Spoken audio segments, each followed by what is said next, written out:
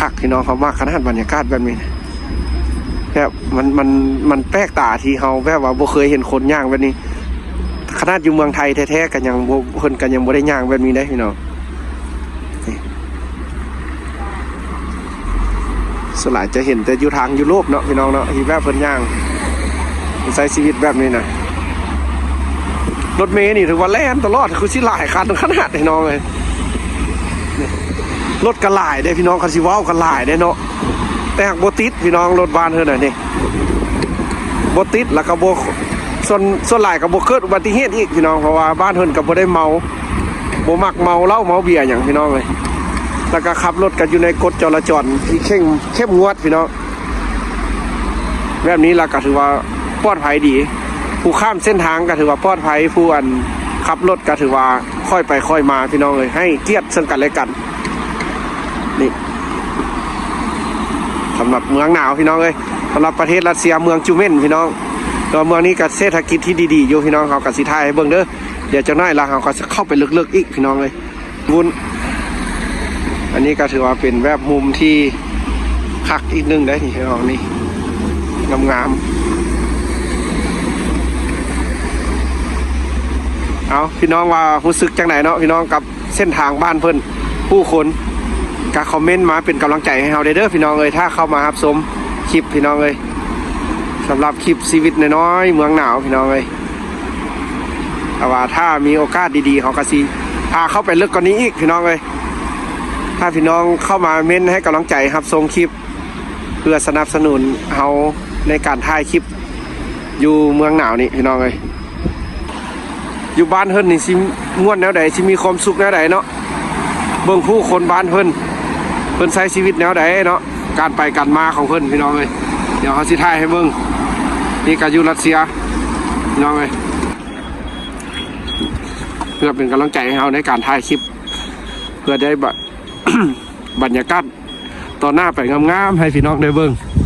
ได้หัดสมพี่น้องเลยกับเมืองหนาวๆพี่น้องเลยชีวิตของข้าเจ้าอยู่รัสเซีย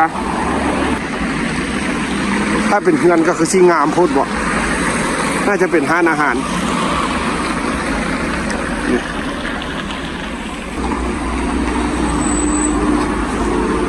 อันนี้ก็จะเป็นคิวรถเมล์พี่น้องเลยคิวรถเมล์บ้านเพิ่นเป็นก็จะใส่ชีวิตแบบนี้เลยพี่น้องนี่กันก็มาอีกคันนึงพี่น้องเลยรถจักรรถมอเตอร์ไซค์นะบ่มีพี่น้องเลยมันจะใช้ชีวิตแบบนี้เลยคือว่าเฮาย่างนี่เมื่อคืนก็บ่เห็นดอกพี่น้องรถจักรผู้คนหรือว่าบ้านเพิ่นเนาะพี่น้องเขาก็จะใช้ชีวิตแบบนี้แหละ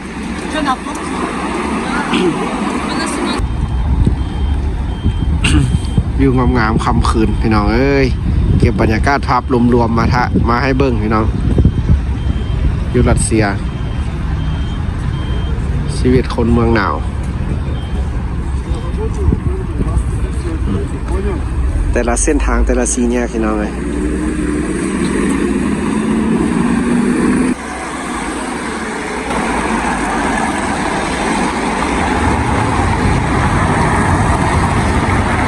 พี่น้องเลยชีวิตแบบรถแล่นแล้วก็คนย่างสินะก็เป็นวุ่นๆคักชีวิตคนเมืองหนาวทั้งรถแล่นแล้วก็คนย่างพี่น้องเอ้ยคักเลยสะอ่อนบ้านเธอเนาะย่างเอาพี่น้องเลย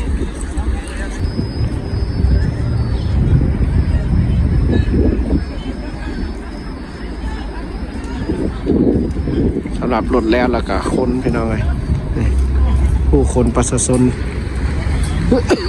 ข้ามทางนี่ก็รถเมล์คนข้ามแล้วก็รถเมล์บาดนี้พี่น้องเลย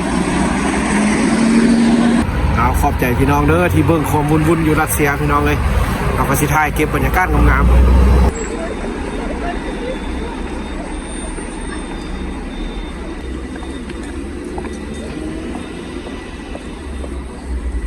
ชาวเมืองบ้านเพิ่น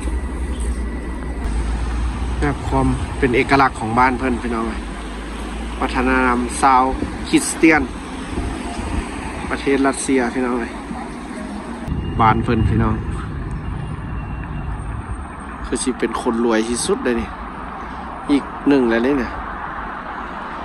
แนวนี้สวยงามขนาดบ้านหลังนี้เอาพี่น้องคือว่าเขากระท่ายให้เบิ้งเนาะพี่น้องสำหรับเป็นคลิปที่แบบมื้อนี้ก็มีโอกาสได้เข้ามาในพี่น้องย่างมาตั้งใจมาถ่ายวิถีชีวิตอยู่บ้านเพิ่นพี่น้องเลยก็อยากเห็นตัวเมืองบ้านเพิ่นสิเป็นแนวใดพี่น้องเขากลับมาถ่ายพี่น้องเบิ้งผู้ที่ติดตามคลิปของเขาพี่น้องเลย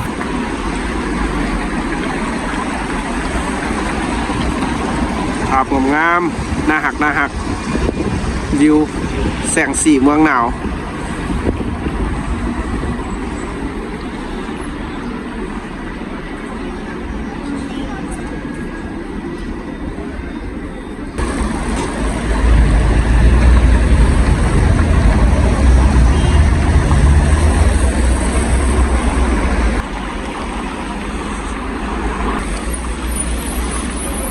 ชื่อว่ามุมนี้ก็งามด้วยพี่น้องนี่โอ้มุมนี้ก็อีกมุมที่งามด้วยพี่น้องเลยเงินสารที่สวยงามขนาดวันรถรางก็แออัดดีพี่น้องเลย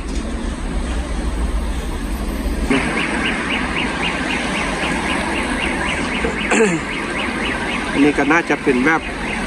สัญลักษณ์ของเมืองจูเม่นพี่น้องเสาตั้ง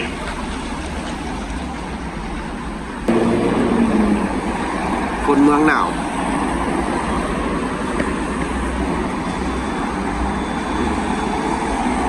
มาเป็นเส้นทางล่องพี่น้องตัวนี้นะเมื่อกี้อยู่ด้านขวามือของเขาที่เขาย่างผ่านมาหันกับเป็นเส้นทางขึ้นอันนี้เส้นทางล่องที่กลับบ้านเขาพี่น้อง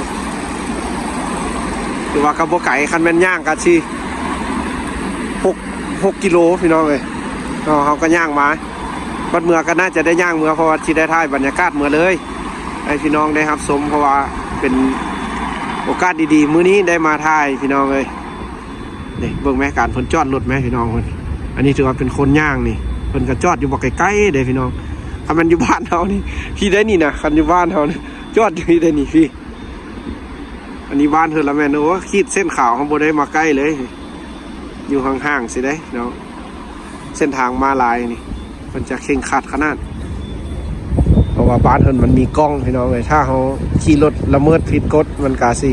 คือการปรับไหมพี่น้องเลยนี่เอาสิท้ายเบิ่งพี่น้องรถบ้านเพิ่น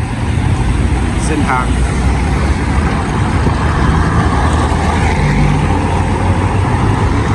คักๆพี่น้องเลย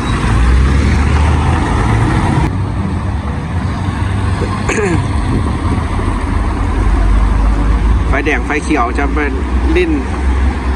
ตามกฎจราจรให้หน่อยเข่งคัด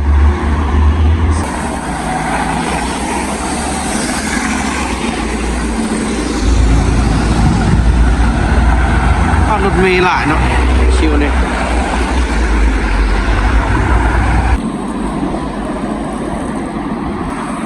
จากเมืองหนาวๆพี่น้องเอ้ยสำหรับเมืองนี้จูเม่นประเทศรัสเซียพี่น้องเลย